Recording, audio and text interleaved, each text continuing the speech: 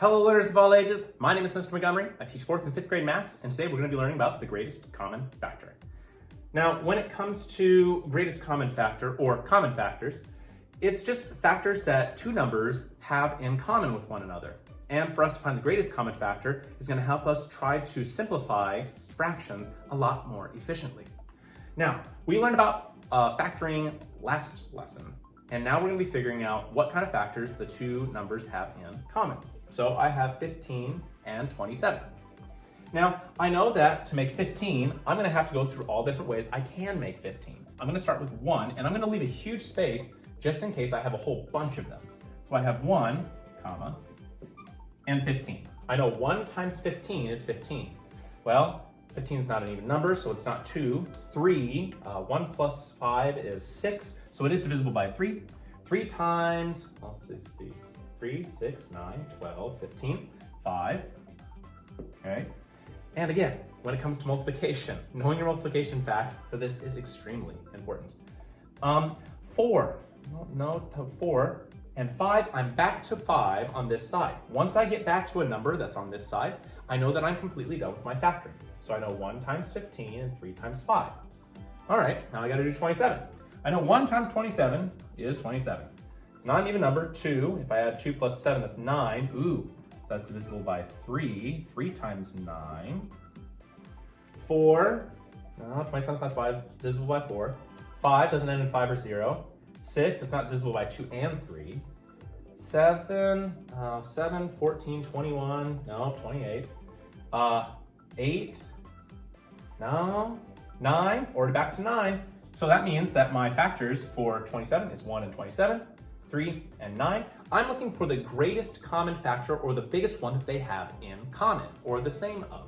So they have 1 together, 3 together, and nothing else. So 3 would be my greatest common factor. Let's do another example of 10 and 30. Well, I know 1 times 10 is equivalent to 10. It's also an even number, so 2 times 5.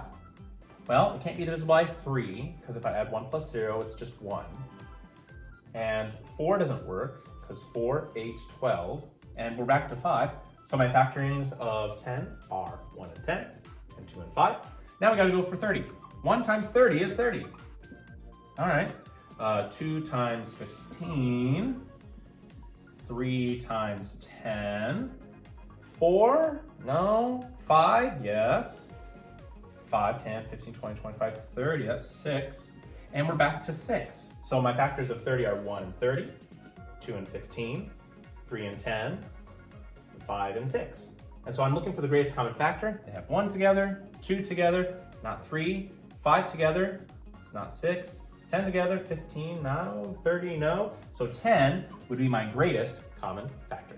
Now, sometimes in your math book, they might ask you to list all the factors that they have in common. So that's why I put the little lines right here. It's good practice, but I also circle the greatest common factor. So if they were asking, list all the common factors between 10 and 30, I would say my common factors are 1, 2, 5, and 10 would equal my greatest common factor. All right, my 5th grade friends, if we take a look at page 75, you're going to be seeing that we're doing practice problems number 1 and number 4. It's a whole table for almost the entire practice page, but it says complete the table to find the greatest common factor of each set of numbers. So if we take a look at number 1, we're going to be working with the numbers 8 and 10. You're going to be listing out the factors of both 8 and 10 and giving me the common factors that they have, so all the ones that they have the same. And then in the last category, you're telling me what the greatest value of the greatest common factor is for 8 and 10. And you're going to do the same thing for number 4, for numbers 15 and 40. If you have any questions on common factors or how to find the greatest common factor, please let me know when you come to class tomorrow.